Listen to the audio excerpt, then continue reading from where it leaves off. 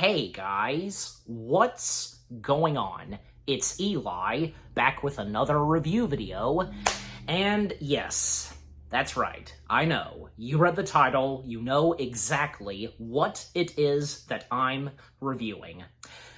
Who'd have thought that in 2004, we would get a movie like this, in live action, starring everyone's favorite comic strip lasagna, Monday-hating, loving cat, Yeah, because, I don't know, I'm sure that they thought that maybe it could possibly be decent and such, but when it did come out in 2004, as I said, yeah, it turned out to be a big disappointment, and hard to believe that it would get a sequel, 2 years after this came out. And this was the first time that, the fans of this, Orange Cat comic strip star, they felt betrayed. I know that was best said by Doug Walker, and I thought I'd mention it, because, the first time where there was a feeling of betrayal, because, this comic strip cat is, a character that, everybody comes to love, and even if they don't get him right, will still enjoy and love him no matter what. That's right, guys. I am reviewing from 2004, and seeing as how it's celebrating its anniversary, Garfield, the movie. Yes. Oh boy. Garfield the movie. What are the first things I have to say about Garfield the movie? Well, first off, and I hate to say it, because Garfield the movie was one of the first Garfield materials where I was getting introduced to Garfield and knowing about Garfield, sadly. I know. I mean, hey, I can't help it because, well, I am a 2000s baby, and this coming out in the early 2000s, who can blame you, and so on.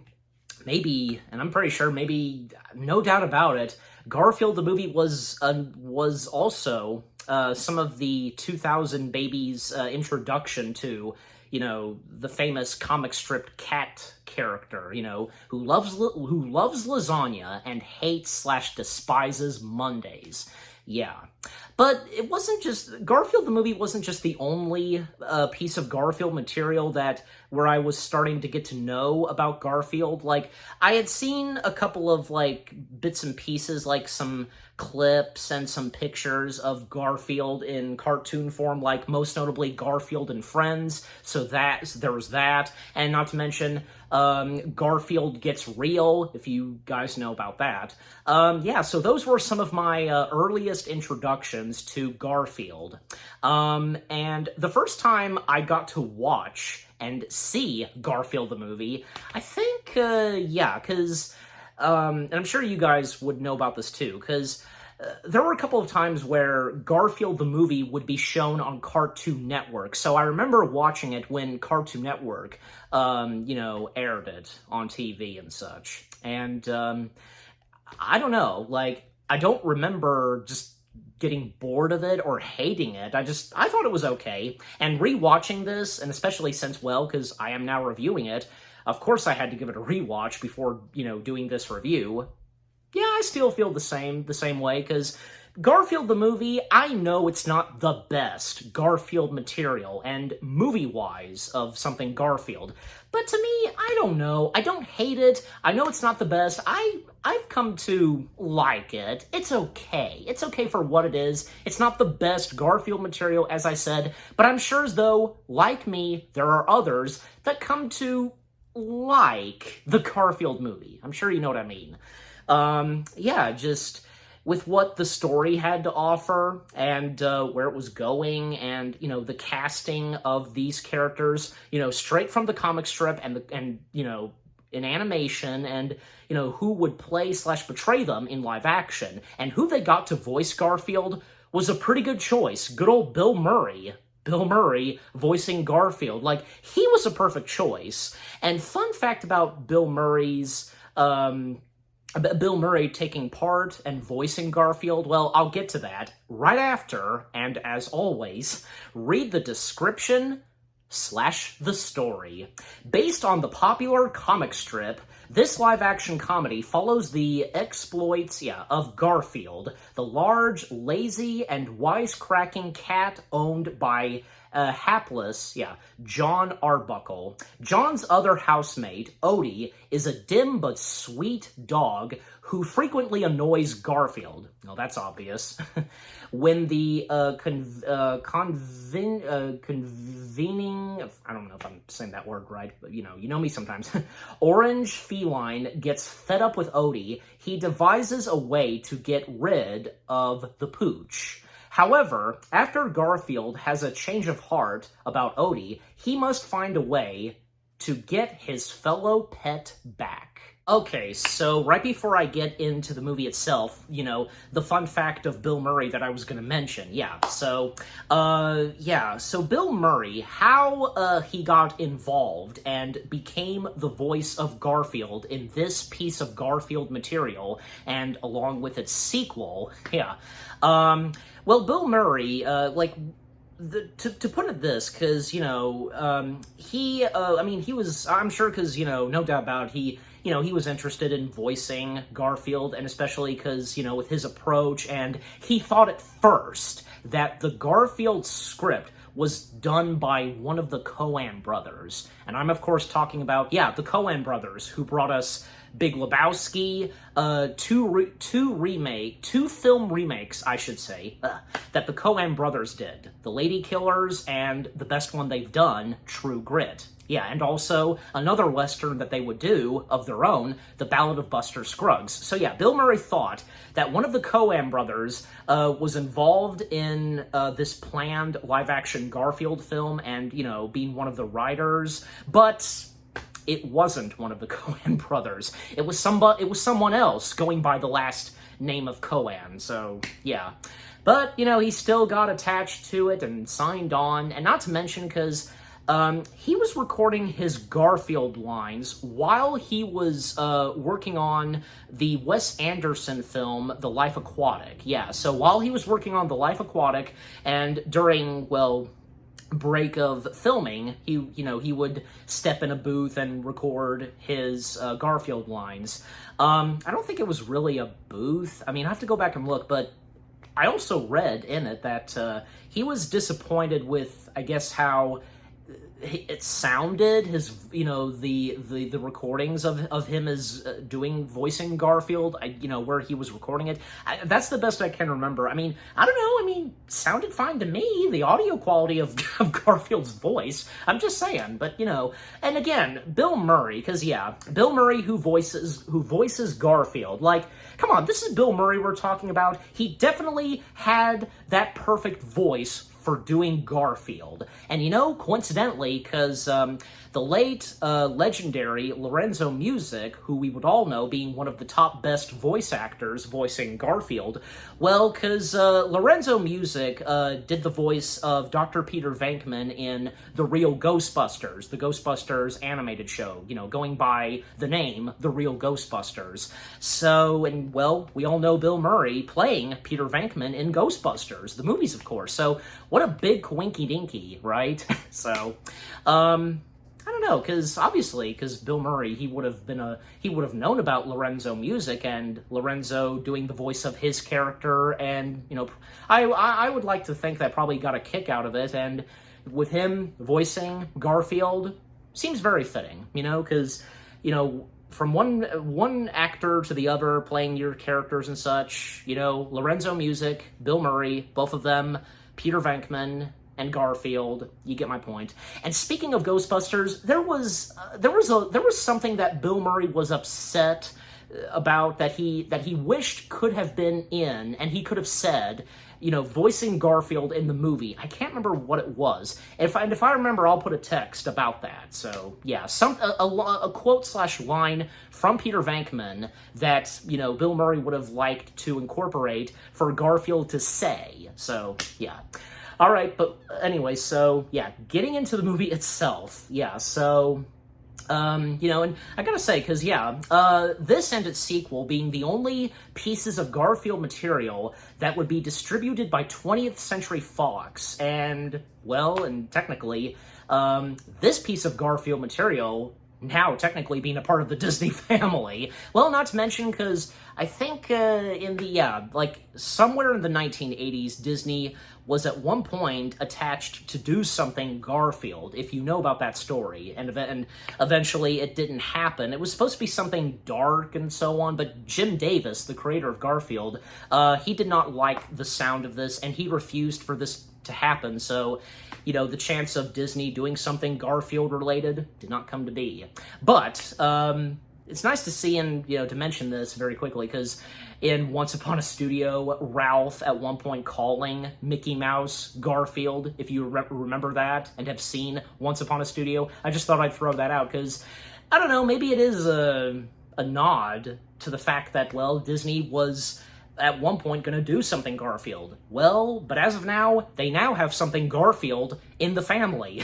So, and through 20th Century Fox, that is, as of now. But anyways, okay, getting into the movie now, because, so with the opening, because, like, yeah, because, well, of course, it, you know, doesn't take too long to have a heck of an opening, and to, of course, have, you know, the one and only Garfield, and his CG look and appearance in this, well, you know, come on, this was, you know, a movie in the 2000s, and the CG quality and such, you know, who can blame them?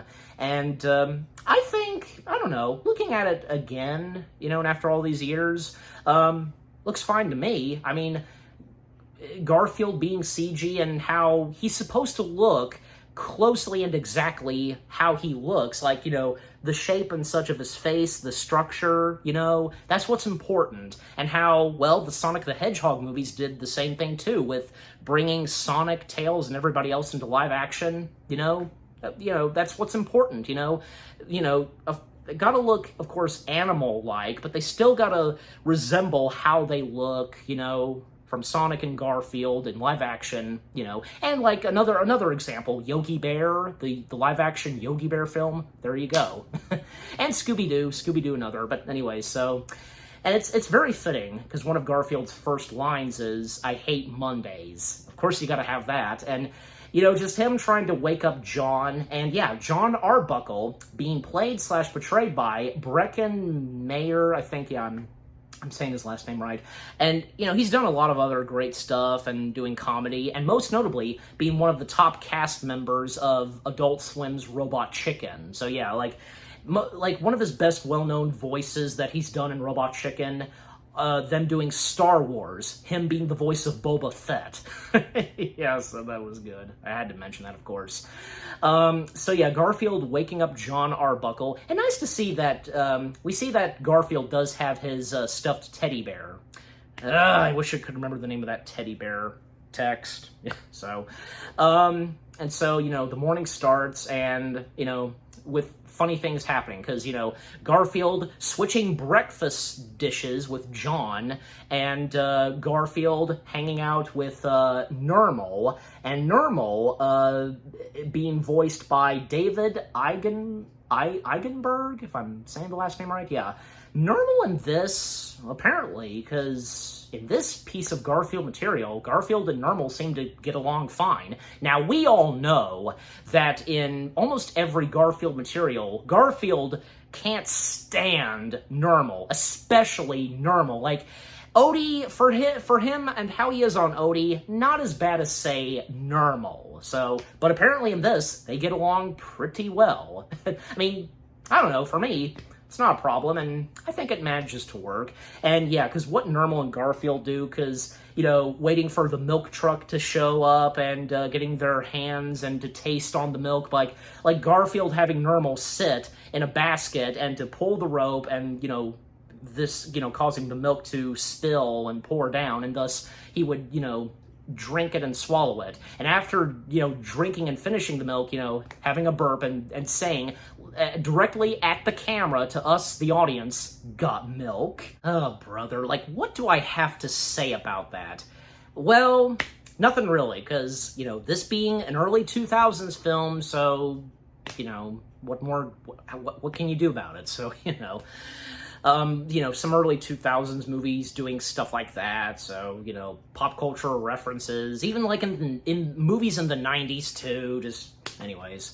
So, Yeah, and even like say at one point, because you know, Garfield coming face to face with like a neighbor's dog, Luca, and Luca being voiced by good old Brad Garrett. I had a feeling that was his voice while watching the movie, because I think, yeah, I kind of almost about forgot that he was in this and had done a voice. I mean, well, Brad Garrett, he's good at doing voice acting, and for that matter, doing like dog characters, which, by the way, because most notably, he was the voice of one of those two dogs in the cartoon show Two Stupid Dogs, if anybody remembers that and knows about it, for that matter.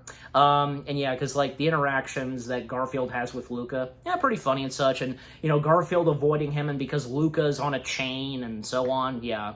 Well, because moments were in John's house, pretty funny at times, even because, when it comes to, feasting time, and, at one point, because Garfield ate, like, I think, seven boxes of lasagna. Well, Garfield, he loves his lasagna, so yeah. We even get the introduction of, basically, the main villain of this movie. I mean, of course, sometimes it never fails. I mean, you're sometimes gonna have like a bad guy and such, like even in Garfield. Happy Chapman, being played by Stephen Tobolowsky, if I'm saying the last name right, which, this guy's been in so much. One thing that pops in my head that I can remember him from, another movie that he's been in, The Country Bears. He was Barry's adoptive human dad, so yeah, so that's him. But I know he's done a lot of other stuff, but that's the one that comes to my mind right now. But anyway, so he plays Happy Chapman, and he's basically, starring in these commercials, Kipley Cat, which is like this breakfast cereal, even like, John Arbuckle has in his house, and I think, yeah, Garfield, he likes that. And Happy Chapman, because, let me see, because, like, a little description about him, because, because he features house pets on his show, because he has a show, and there's a certain moment where, he's interested in Odie, but until I get to that further on. So, anyways, and, well, not to mention, also, Happy Chapman does have a brother. And that's weird, because shouldn't it also feature, like, also have the name of the twin brother that Steven played? It doesn't show that on IMDb, and I can't remember the name of his twin brother, but with editing, and, I'll put a text, so, that helps. And basically, yes, Happy Chapman's twin brother, who has hair, is a very successful person, like, on the news, and Happy Chapman being jealous of, his twin brother having a major success, but as for him, not that much. And he wants to have a dog this time, because he's tired of, like, having, dealing with cats on the show that he's on, and just, he really wants to go big and, compete his twin brother. I think that's obvious. And, yeah, and to still, speed things up still, because as I mentioned, Garfield, at one point, he ate, like, seven boxes of lasagna. And at one point, John has to take Garfield to the vet. And almost forgot to mention him, because right before that happened, there was one moment where, a mouse entered in their house, and John telling Garfield to go after and chase and eat/kill the mouse. But for Garfield, I like this, that, and it's nice how, the movie does this, that Garfield, he likes mouse. Like, he doesn't see mouse as food, because the only food that he cares for is, well, like, say, lasagna. That's it. People food, basically. So, yeah, he is friends with this one mouse who, he chases after, to please John and such. And right before he entered out the cat door, because because turning to John, because at times he talks to John, even saying this, that, I know you don't understand me, but, because he makes a comment to John right before he goes outside to catch up with his mouse friend. I like that, because, yeah, obviously, because John can't understand what Garfield's saying, and how the movie acknowledges that. Garfield acknowledges that. And by the way, because the many times that Garfield does break the fourth wall, I mean, there are some movies, and I've seen this, and even Malcolm in the Middle did this too, where, Garfield does a bit of narration and talking directly at us, the audience, and so on. We've seen this before, and it's fine, as long as it works, okay? And I think for Garfield the movie, it worked fine. So yeah, Garfield's mouse friend, Lewis, being voiced by Nick Cannon, and, tricking, when John comes out, because Garfield tricking John into making him think that he ate the mouse, which of course he didn't, just, having Lewis go in his mouth and just, and spitting him out, and a comment that Garfield gives to Lewis, have you tasted yourself lately? It must taste bad, because, probably didn't clean his fur. Well, rats can bathe themselves pretty good, if you've seen that before. Anyway, so back to the part where, Garfield, after he ate, 7 boxes of lasagna. I had to make sure of the correct total number of fingers I was doing. John, of course, takes him to the vet, and one of the veterinarians, I think, best way to, that's how to refer to them, at the vet, Liz, because Liz, being in this, and, basically being John's love interest, there were times, and most notably in Garfield and Friends, where we wouldn't see that much of Liz, and nor, moments between her and John, if you get what I'm saying. Now, the CG animated Garfield show, we saw a lot more of Liz, and with her and John, so, yeah. And obviously in the comic strips, there was more of them. Not even appearing in the Garfield CG trilogy, from Garfield Gets Real, Garfield's Fun Fest, and Garfield's Pet Force. Well, technically, you can make the argument that technically Liz was in Garfield's Pet Force, but I think I need to go back and check on that. But yeah, Liz in Garfield the movie being played/betrayed by Jennifer Love Hewitt. Yeah, I did get it right. Very last name in her name. So yeah, Jennifer Love Hewitt. I don't know, because say what you will about Jennifer Love Hewitt and also Breckin Mayer, but I think both of them, they did their very best, on their performance and portrayal of John and Liz. I had no problem with them in this movie, and with the sequel as well. Okay, but at the vet, because John checking out and getting Garfield checked out and such, because after eating, 7 boxes of lasagna, but Liz confirms and tells John, the report, that, Garfield is completely fine. Because then Garfield is taken over, given a grooming and such, and I remember this, because I remember seeing this in a trailer or something, because, again, my earliest introductions to Garfield, and this being one of them, and I remember because some of the clips that I had seen, one of them is where, because of him getting, his fur trimmed, and he's given, the Elvis hairstyle, and looking himself in the mirror. Thank you very much. I remember that. Because there's a bit of a conversation between John and Liz. In fact, right before, John and Liz talk in private, because, John holding Garfield, and Garfield, of course, can hear what John is saying, and Garfield's comments, even though, because John, he can't hear and understand Garfield, because John basically, from high school, during high school, I should say, he had a crush on Liz, and little does he know, and us, the audience, we find out something about Liz and, with her over John. But anyway, so, John, I should say, him trying to find the courage to ask her out. He really likes her. And as I said, having a crush on her since high school days, and when they talk in private, because, John trying to find the courage to, ask her out, I guess, But then, for some reason, because it doesn't really establish this, even in the Nostalgia Critics review, because he was confused by this, and just out of nowhere, because Liz gives John a dog, I guess to look out for, or just to, for John to have as a pet, which of course being Odie.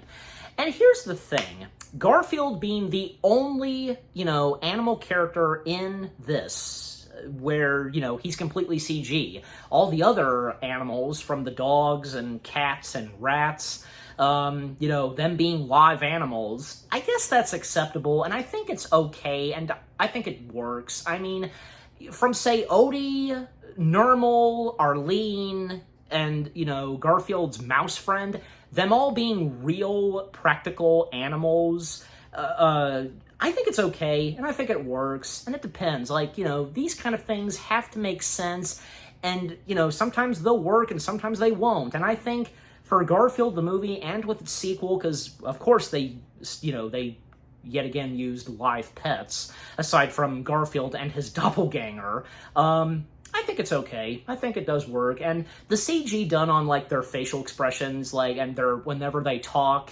it's fine, Sometimes it can look good in movies, depending on the budget of of the CG, so, I can recall, like, say, the old Disney films where they did have animals talk, and how they did that, worked. Well, and also Hocus Pocus had some good CG quality, because of whenever, Banks was the cat, and whenever he talked, they looked pretty good. So I think for, the two Garfield live-action films, they did their very best. I'm not complaining. And my honest opinion and such, and what I just said. So, yeah, John gets a dog named Odie, and, it's about time to go home, and Garfield's first encounter with Odie, well, he is just freaked out, because he does not like the sign of the sighting of this, and the sign of, there being a dog in John's car, and taking the front seat, the passenger front seat, where Garfield is supposed to be seated, taking his spot, and, yeah, just hogging all the attention away of, from John, John now paying attention more to Odie, and it's like, yeah, I won't deny this, because when they get back home, and I think, 2 seconds when getting into the house, John just completely ignores Garfield. Like, Garfield is a little kind of invisible to John. I mean, seriously? I mean, you can't, like, John can't, during that point in the movie, he could not, for once, like, pay attention to Garfield and stuff like that. I'm just saying, because I know that the Nostalgia Critic, even CinemaSins, brought this up, and I'm pretty sure that everybody else, when it came to watching this movie and done their review on it, I'm sure they noticed this and they complained about it too. So, yeah. And yeah, I agree too. I couldn't agree more, so. And John technically kind of being a bad owner, I guess, and treating Garfield, bad, because not giving him attention and just focusing more on Odie. Jeez. I mean, I don't really want to complain that much, but, So, yeah, now Odie being a part of the family, and, of course, all the other local cats and dogs, from Normal, Arlene, and, Luke, what was the dog's name again? Okay, I was right, Luca, yeah, because I wasn't sure at first, but yeah, Luca, because, and they of course noticed that John had gotten a dog, and their comments on John getting a dog. I think, Lewis knew about this too early on. And by the way, Arlene, because, I mentioned Arlene. Arlene being voiced by good old Deborah Messing. Yeah, Deborah Messing is a good actress. Like, she was on that, Mysteries with Laura, and she was also in the Mothman movie, and Will and Grace, Will and Grace, good show that she was on, and a bunch of other great materials that she has done. Yeah, so, I think, she was pretty good as the voice of Arlene, and also, David Eigenberg, I think I'm saying that right, he was good too as the voice of Normal. Brad Garrett, I mean, come on, this is Brad Garrett we're talking about. He's good in anything, and with the fantastic voice he's got. Nick Cannon as Garfield's mouse friend, being called Lewis in this, because Garfield's mouse friend does have a different name in the other Garfield materials, but in this, he's called Lewis. Yeah, Nick Cannon was fine. Everybody who did the voices of the animal characters were pretty good, and they did their best, and most notably, Bill Murray. Because, come on, Bill Murray is the voice of Garfield. How can he disappoint? And also Brad Garrett, but anyways. So, so when Odie's stepping in the house and, Garfield, well, of course, Garfield just miserable already, of Odie being in the house, even, because, of course, still, John cannot understand Garfield. Garfield just begging John to turn the car around, and, this is right before they came back to the house, and for the first time, Odie, being a part of the family and stepping into John's house for the first time, turn back before it's too late. Oh, Garfield, because won't immediately adjust to Odie until very later on in the film. So, yeah, in moments where, because between Garfield and Odie, and again, Garfield losing the attention from John a little bit, and even one moment where, because Garfield is, watching, a pop music video, talk about early pop music videos in the early 2000s, that era of pop music, I should say, and he starts to dance and so on, and then he gets in, in a little hustle with Odie, and, they start to have a dance-off, and I think right there, because that was the moment where it seemed like Garfield and Odie did have a good moment, a bonding moment and so on. And even when they took it outside, they're dancing. Well, Nermal and Arlene noticed this, and Garfield just oh, what? You see this? No. Just what are you doing out here? You saw nothing, basically. And even because Garfield, getting Odie off the chair where he likes to sit, even I guess using his claws to poke at his butt or something. I mean, when that at one point sent Odie flying, and him going for his tail, maybe he went for the tail, I don't know. But yeah, and so with Odie now being a part of John's family, because for Liz, her hanging out with John some more, and at one point, Liz invites John to this dog show that she's a part of, being one of the judges. And one of the other judges that's at this dog show, which being, Happy Chapman. Who else? Yeah, he's one of the other judges. And Odie, he's not, he hasn't been entered in the dog show. I mean, John's just taking Odie along, and, just them in the audience watching the dog show. But, John forgetting about Garfield, not taking Garfield along. But probably it was for the best, because, Garfield tagging along, and a hilarious moment where, he slammed, because Liz pulled the brakes and so on, and, causing Garfield to, smash into the back of the truck window. It's funny. But yeah, Garfield probably should not have tagged along, because sure enough, when they're at the dog show and Garfield trying to find John, because all hell breaks loose, pardon my French, because, every dog that has entered in the dog show has their eyes on Garfield, and sure enough, this causes them to get in a stir and to go after and chase Garfield.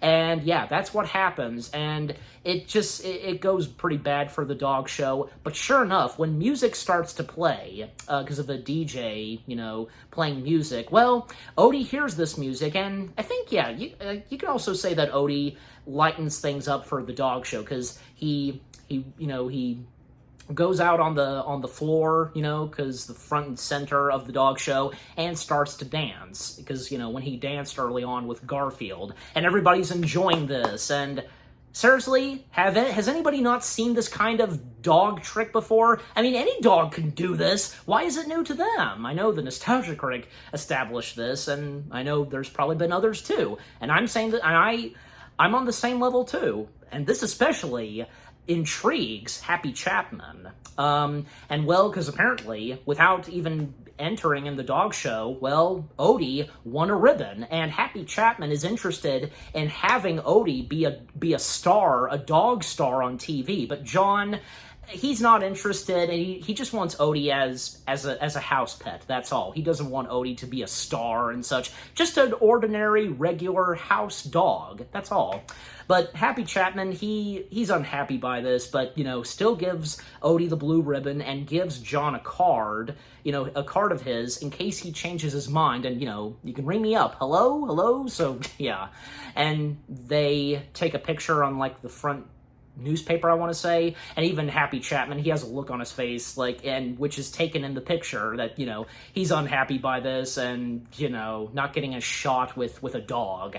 And after that, eventually, because Garfield, he got away from the cats, even when he was cornered, even before he got cornered, because he got under a lady's dress, and it was funny. And when he got cornered, he managed to trick them, like, look over there, and, you fell for it, and he ran away successfully. And coming back to John's house, because, well, the dog show finishing up, and Liz wanting to see John again, and, they can go for Sunday, and Liz giving John a kiss on the lips, and Garfield, because he was the first one to get into the house, because, of course he snuck back with them back to the house under the truck, and when he got in, because this time, Garfield just completely angry, just all the attention that Odie is getting, and it's like John has turned away from Garfield, and Garfield taking out his anger on a ball.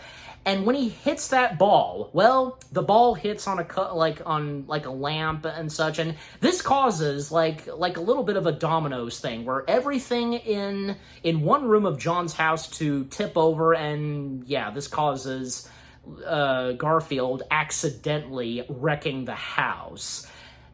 To make things worse for poor Garfield, and because John and Odie, they clearly see this when they enter in the house, and they see that, well, Garfield was responsible for this, and it's not like Garfield intentionally did that, but still, John throwing him out of the house for the night, and yeah, a sad moment with Garfield, and out of nowhere, because Garfield sings a song. Like, did we really need a song number, a sad song number in this movie? I mean, yes, we understand the sadness that Garfield's going, but still, and Bill Murray, I mean, he's not bad at singing. I mean, we've heard him sing before. He's got a pretty good singing voice. I won't lie, because I'll give him that, because he can be a pretty good singer. Yeah, and so just, Garfield singing the blues, his sadness away, the blues and such. And I think, because at one point, Nermal and Arlene, because they noticed this, and they made a comment on, Garfield being thrown outside for the night. And even, because we saw John giving Odie a bath, and them watching John's train set, because John has a train set, apparently. I don't seem to recall that in the Garfield comic strips, John having an interest in trains. Oh well. However, that does play a huge part very later on in the movie and in the final climax. So, and until we get to that, of course. But then at one point, and after Garfield sings the blues away, because Odie, he actually does feel pretty bad for Garfield, and he wants to actually be with Garfield and to snuggle up with him. And by going through the cat door, did that not occur, Garfield, to go through the cat door? Seriously? Well, it's how it is in the movie. Not to really complain that much, but Odie, very sweetly snuggling up with Garfield out on the front porch. But for Garfield, oh my gosh, this was a dick moment for Garfield, pardon my French, but it's true. Him getting back inside the house, because it now occurred to him to go through the cat /doggy door, for small animals like that, at the doors, and he blocks it. He blocks Odie trying to get back in the house, and Nermal and Arlene are, of course, witnessing this, and I think, because Arlene, she makes a comment on the possibility of what could happen. Dog being locked outside, and, well, because Odie sees and notices, a motor scooter food delivery person driving by, and Odie chases after it and starts chasing after other vehicles, up until when, at this point, Odie is lost and can't find a way back home. And at one point, because Odie, walks up a couple of steps, and, because Odie is greeted by, I think, Mrs. Baker. I'm pretty sure that's her, yeah. Mrs. Baker, being played by Eve Brent, brings in Odie, and she can tell that, Odie is a lost dog. And then the next morning, because, Garfield, because he got back in the house, and he's happy once again, with no sign of Odie inside the house. And when he's trying to call for Odie at one point, because, well, there's no sign of Odie, and even Garfield is wondering where Odie is, because, like, Odie would have at least, still had been out in the front porch or something. So yeah, Garfield, like, stepping outside and doing a little bit of investigation, wondering where the heck is Odie. And by the way, I can't forget to mention this, because very early on in the film, and when Odie got started living in John's house, because there was yet another moment where, Garfield was trying to get milk, and Odie was no help at all, because the whole thing with the basket, and the basket falling on top of Garfield, and Odie drinking the milk, and not letting Garfield get out from the basket. Yeah, that was pretty funny. But yeah, so yeah, Garfield doing investigation, trying to look for Odie, because, he couldn't have gone too far, but he did. And apparently, because out of nowhere, Nermal, Arlene, and Luca, they're pissed off at Garfield for what he did. Since when did they really care for Odie? I don't know, because it's just out of nowhere. This happens out of nowhere. And speaking of Luca, there was yet another moment where, Garfield coming face to face with Luca, and it seemed like Garfield was toast, because Luca didn't have that much of a chain, and, well, sure enough, Odie stepped in and basically saved Garfield's life, playing with Luca. And maybe by this point, it seemed like Luca and Garfield were cool, I guess you could say. Well, because, it doesn't take too long for there being, flyers put up, missing dog. John does it, but little does he know that, the woman who took in Odie, well, was doing the same thing too.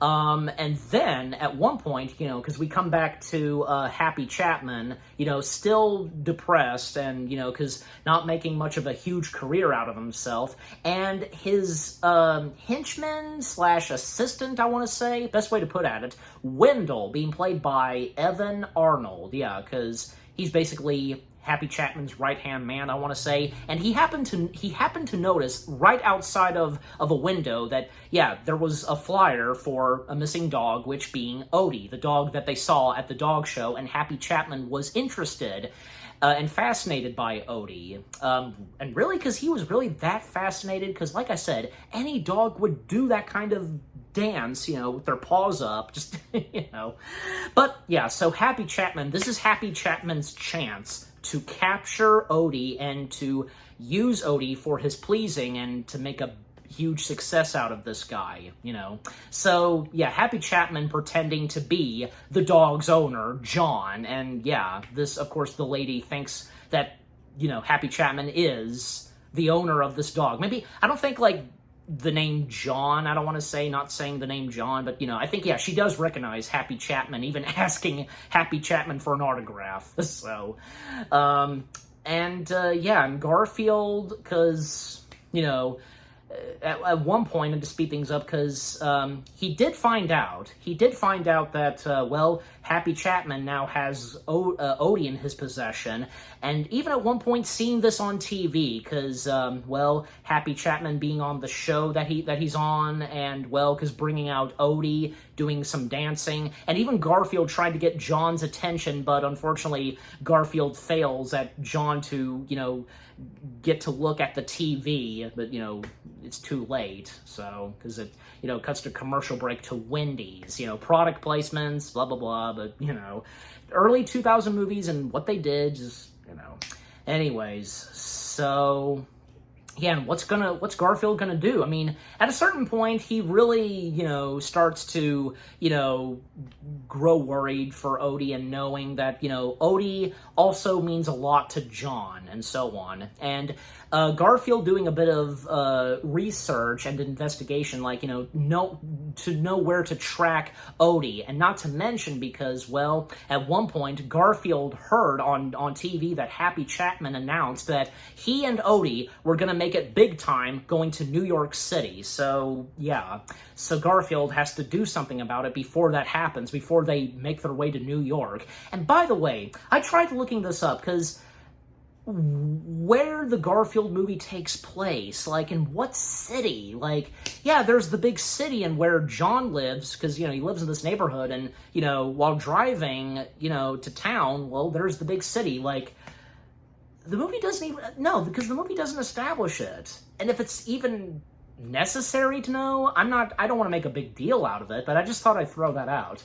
It would be nice for once to know, but, you know, still. And I'm pretty sure, because I even looked this up, like, the filming locations for Garfield, the movie, I think, yeah, because they were filmed in, maybe some of it in New York and also in New Jersey. I know I saw New Jersey in there somewhere, but anyways. So again, Garfield doing some investigation, you know, research, I should say, and trying to know where Odie could be, and, you know, because Odie is in the hands of Happy Chapman. And, well, because he looks through a couple of cereal boxes, Cocoa Puffs, did he say, yeah, Fruit Loops? Did he say Pebbles cereal? I don't think so. And stumbling upon and coming up to the one cereal box that has,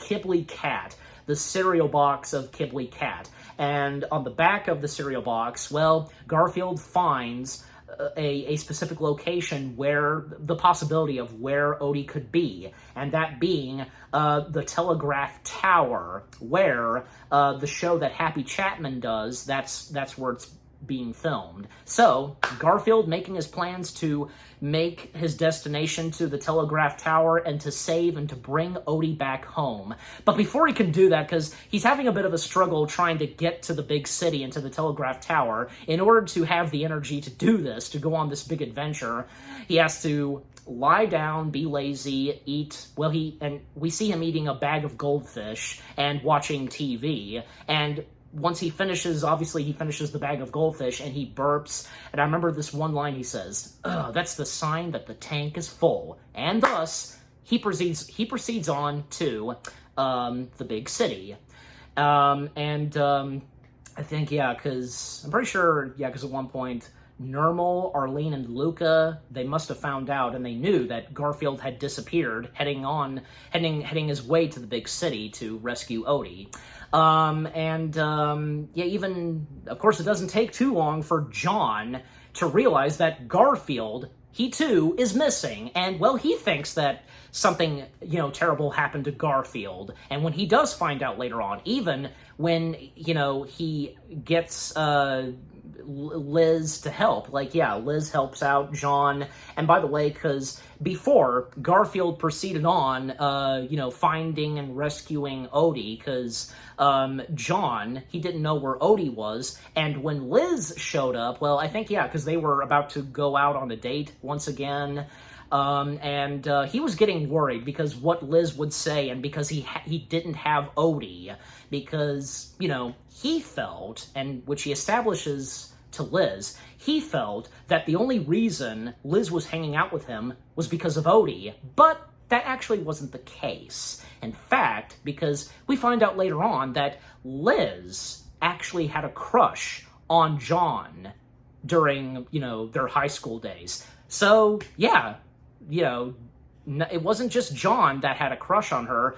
Well, because Liz, she too having a crush on John, and very sweet of her to say, because at one point that, you know, she was not like any of those other guys who were jerks and such, because, you know, John being different and special to her, and that's sweet to hear. I do like that in the movie, and in certain movies with stuff like that, because that's good. That's good.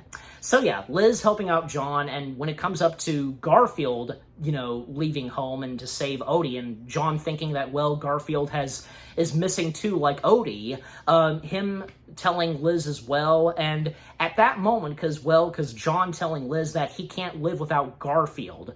Oh, now you say that. I mean, after all that time you were paying attention to Odie and hardly to Garfield. I mean, I guess probably because, well, Odie was a brand new pet, and I guess probably, you know, John didn't mean to focus more and give all the attention to Odie, okay? So, yeah, that's understandable. So, thus, at that moment, because now both pets of John are missing, now for sure, John and Liz are, gonna do whatever it takes to find both of them. And even further into town, they see the flyers, which John did not put up, but that old lady did, and they turn to her because, well, they think that, well, Odie is there at this old lady's house, and John telling her that, well, he is the owner of that dog, but she doesn't believe it because, well, Happy Chapman showed up, and there's that. And, well, even this leads to John thinking that maybe Happy Chapman not only kidnapped Odie, but also Garfield, which obviously Happy Chapman didn't, just Odie, only having interest in Odie, and, well, Garfield doing the rescuing. And yeah, coming back to Garfield, because him entering into the big city, and, he at one point stumbles upon and is, is cornered by a group of street rats, yeah. They were, what were they thinking? Like, they were about to be cannibals to eat Garfield. But sure enough, Lewis steps in and, well, he saves Garfield's life. And by the way, because two of the rats, hold on. Two of the rats that had speaking lines, actually, yeah, because there were 3 kid rats that had speaking lines, and there was also the mom and dad rat. The dad rat being voiced by Richard Kind, good old Richard Kind. I mean, anything that Richard Kind does, especially voice acting, he's good in. And mom rat being voiced by Deborah Jo Rupp, yeah, the mother from That 70s Show, yeah, I know that's her. Also, the 2 of the kid rats, I assume, yeah, because they were 2 male kid rats, 2 boy kid rats, being voiced by Jordan Kasser, if I'm saying the last name right, and Wyatt Smith, and 1 kid rat who was a girl being voiced by good old Allison Stoner. Yep, Allison Stoner, she was that kid actress, like, from Cheaper by the Dozen, and did so many TV stuff, and, well, most notably, on the side of her voice acting career, the voice of Isabella in Phineas and Ferb. Yeah, so again, they were almost about to eat and be cannibals on Garfield, but again, Lewis stepping in, and yeah, Garfield is all right. And even the dad rat just, saying something mean to Garfield, like, you're lucky, cat, whatever he said.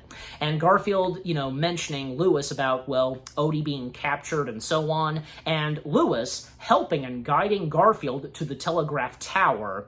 And once at the telegraph tower, because, yeah, Garfield making his way into the telegraph tower, and even, like, say, where he's going through the air ducts, and the security guys are noticing this on the security footage or whatever, and some commotion that's going on in the air vents, air ducts, etc. And they can see because of like a flashing orange dot. That's a coincidence, that flashing orange. And the fact that Garfield is orange, Again, a coincidence, most likely. And, well, because they take care of this problem, and little do they know there's a cat in there. And this sends Garfield flying and causing to hit through one of the air ducts, and some mechanic notices this, but doesn't make a big deal about it, apparently, if you remember that part.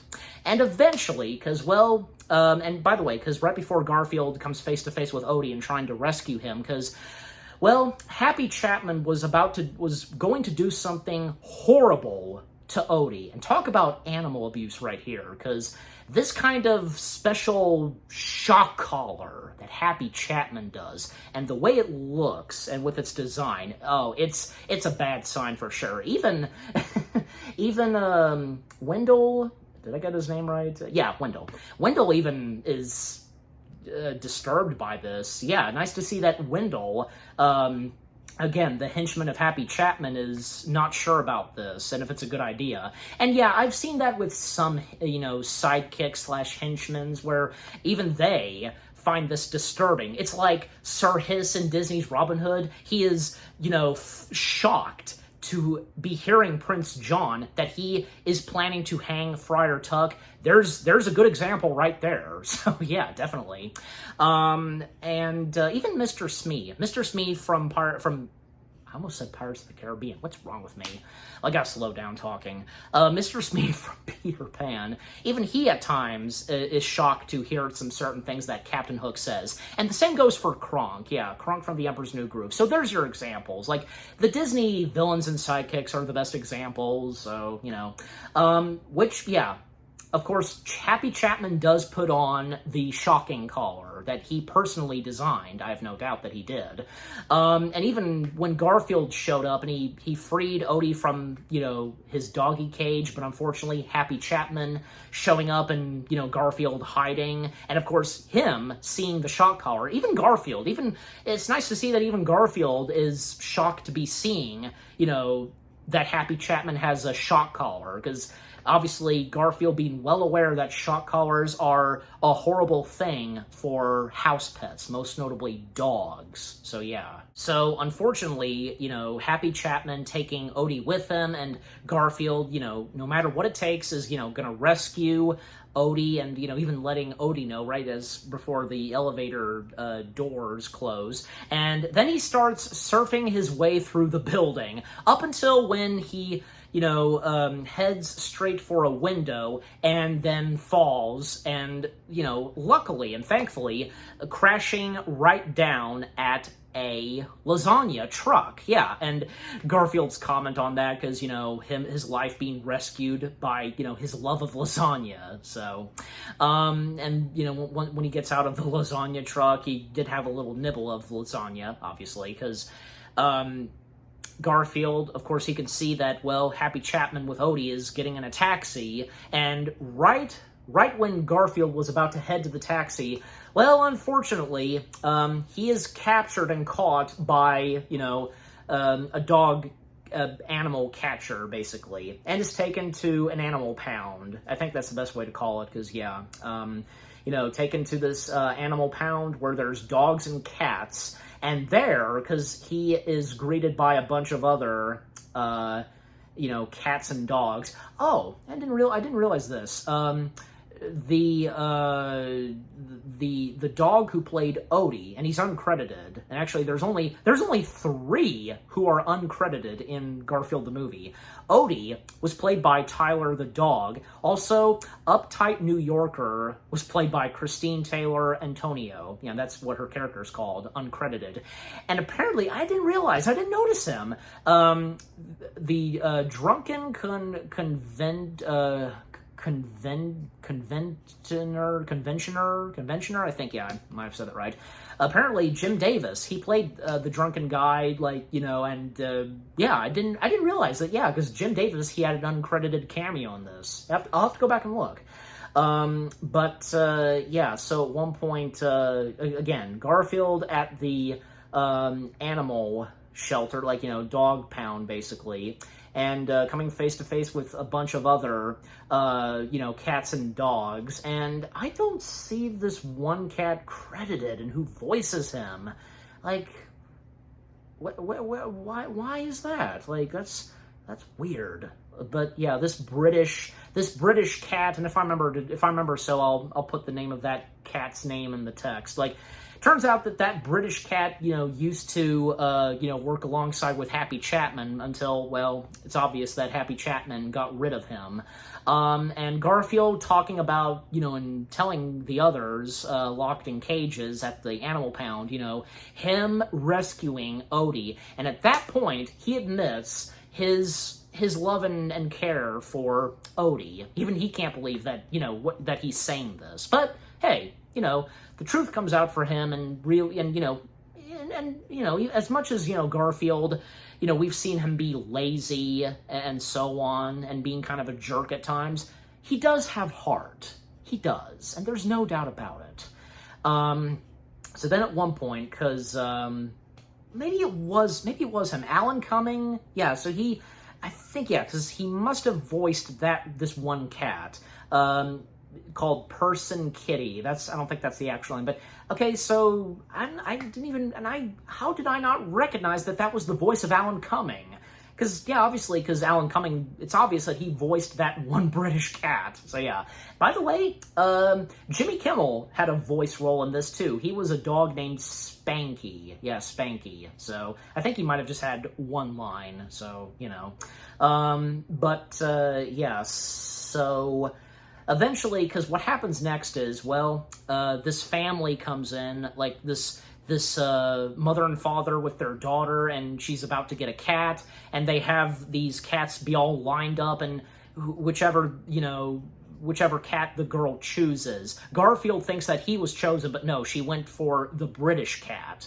And, well, because the British cat has a plan and telling Garfield to, be ready to run. Because what the British cat does next is he goes for the red button, eat hairballs, Happy Chapman, however he says it. And this causes, technically, all hell broken loose with all the dogs and cats being released from their cages and escaping and freedom for them. And that, of course, goes for Garfield. And yep, so, they're all out. They all get out of there. And thus Garfield proceeding on his way to rescue Odie, because by this point, and well, John and Liz, they were trying to find Happy Chapman and to get Odie back, because making their way to the train station, and well, because by this point, Happy Chapman was about to disembark to New York, as he mentioned early on in the film, getting on the New Amsterdam train. That's what it's called. I mean, with it being the New Amsterdam, is Garfield and John and such, are they living in New Amsterdam? Again, the movie doesn't really establish that, or probably that's just the name of that train, because obviously the train comes from New Amsterdam, that kind of train business, anyways. Happy Chapman with Odie, along with Wendell, getting on the train, disembarking for New York, and at one point, a waiter placing their orders, if they want, lasagna or steak, and Happy Chapman, he asks, and going for, steak, because apparently, and according to Happy Chapman, he hates lasagna. Okay, was that necessary to throw out? Well, I guess, in a funny way, that kind of stuff. But anyways, and Garfield making his way to the train station, and he's got to figure out what to do to stop the train from proceeding on to New York, the New Amsterdam train. It occurs, and Garfield gets an idea, because, John's love for trains and, the train model he has and controlling them, because, Garfield realizing this, and even when he sees a young boy with, a train toy, it's just like, John's toy train, but a bigger toy train, however Garfield says it. And, yeah, it makes sense. So, Garfield sneaking his way into the control room of, changing the points to the tracks, and Garfield does so. I mean, he doesn't know at first which train it is that Odie is on with Happy Chapman, but eventually he figures it out, even almost causing a buttload of trains to collide with one another, but thankfully Garfield pushes the button that stops all trains from running, and thus he finds the one train that Odie is on and having the train go backwards, back to the loading station and so on. And even when John and Liz showed up, because they were even John was trying to convince this lady at the front desk, and telling her that, his cat and dog, are on that train and so on. And, thankfully, and for them, because, the train came back. Little did they know that was Garfield's doing. And thus, Garfield making his way to the train that Odie is on, rescuing Odie, getting him out of his cage. And, I recognize that whining, and it was very sweet, because at this point, Garfield accepting Odie as family. Even they go for a hug. That's sweet. And thus, they escape and, trying to find and make their way to John and Liz. I'm pretty sure because they would know that possibly John and Liz would be nearby. And, because, Happy Chapman and Wendell being on the train, Wendell did notice Odie along with Garfield, leaving, and, Happy Chapman notices as well, and thanks to Wendell for alerting him. And even, like, Happy Chapman is told to remain in his seat, but Happy Chapman, he doesn't give a crap. He's gonna get Odie no matter what, because Odie is his future, but again, because he stole him, because how greedy he is.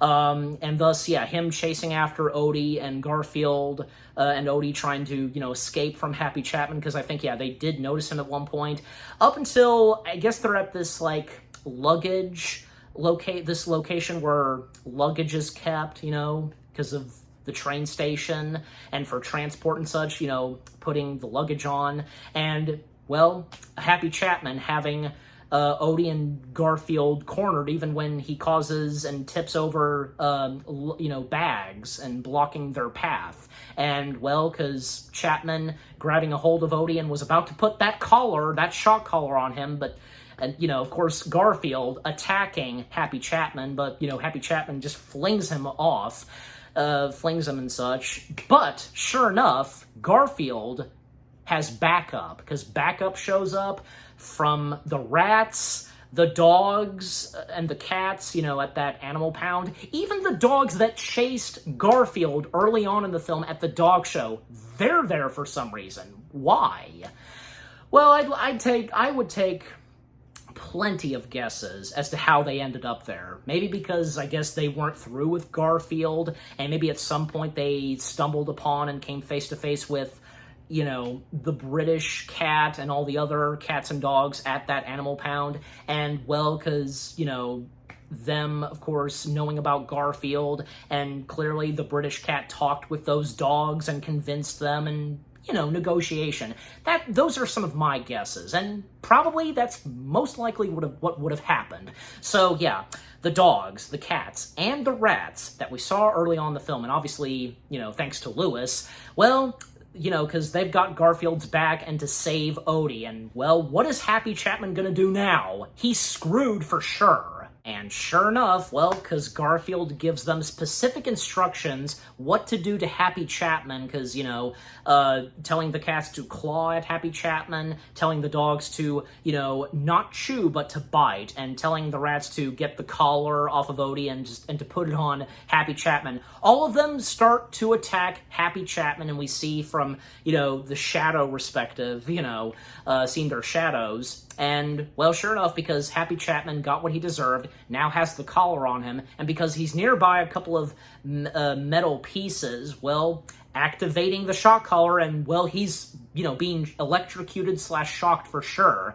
And, well, then, sure enough, John and Liz finally step in, and coming face to face with Happy Chapman, and Happy Chapman, by this point, he's through, and and, what John says to him, this is for stealing my dog and my cat, by punching him out. And, well, I mean, how was John supposed to know? John and Liz, because, he never captured Garfield, just Odie. Even Garfield making a comment on that, and, yeah, understandable, and, makes sense.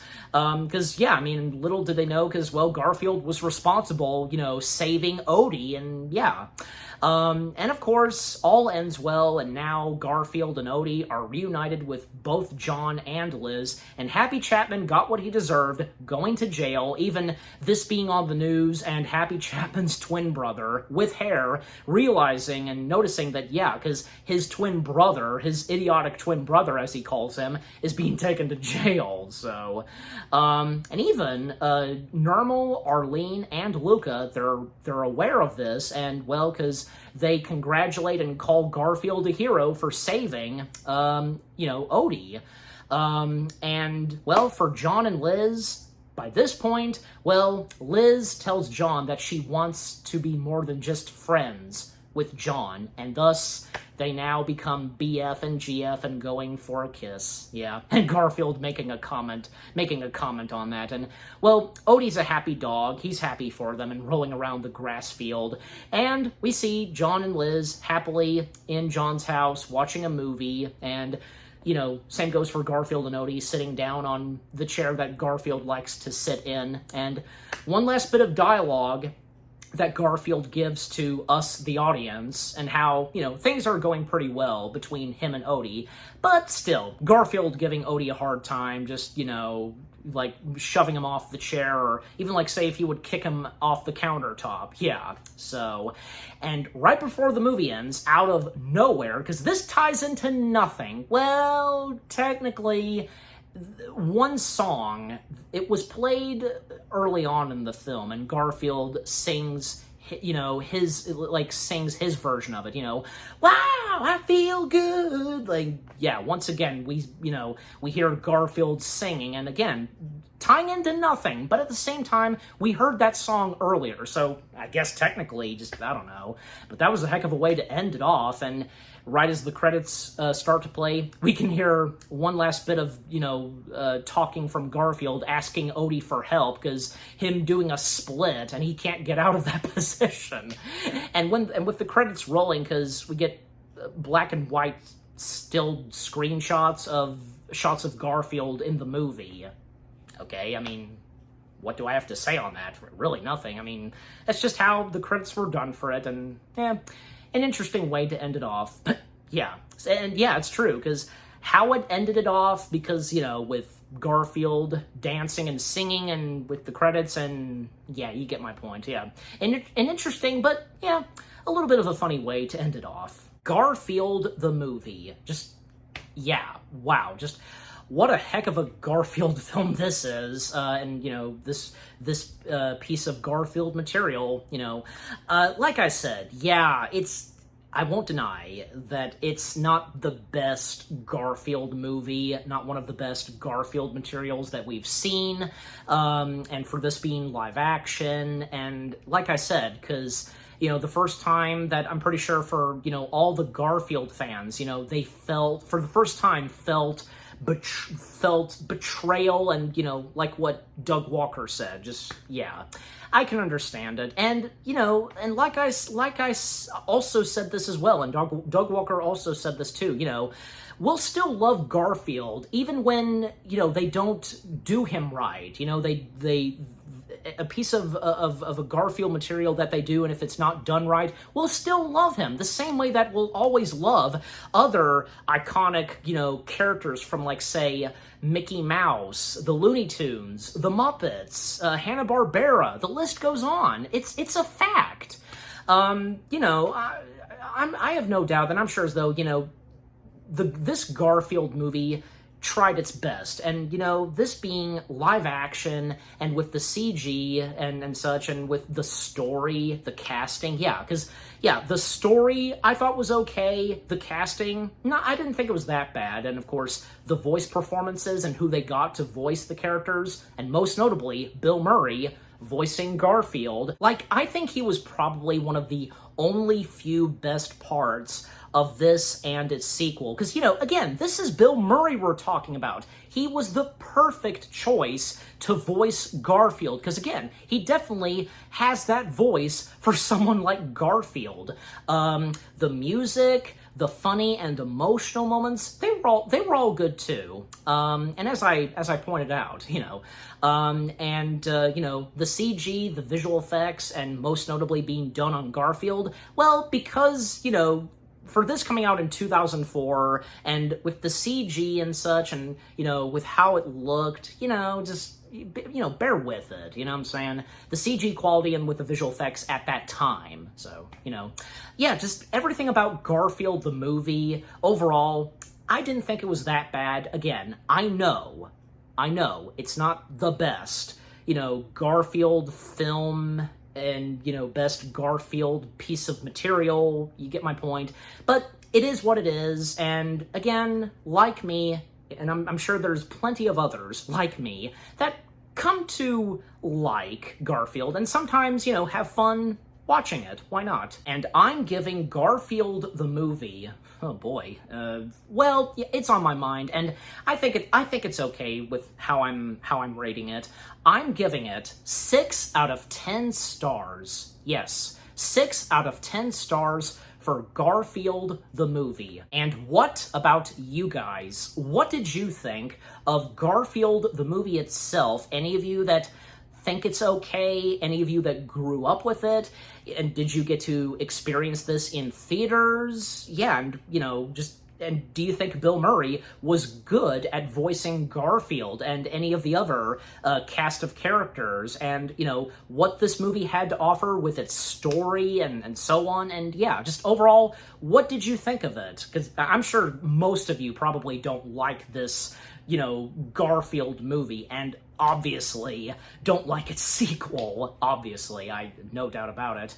And yeah, with what I've had to say and with my review on Garfield the movie, and yeah, what did you think of my review? Leave comments and give this review video a like, as always. And so, with all that being said, thank you very much for watching. I hope you guys enjoyed my review of Garfield the movie. More review videos are on the way. They're going to be awesome. Keep looking forward, and I'll see you guys in the next video/review.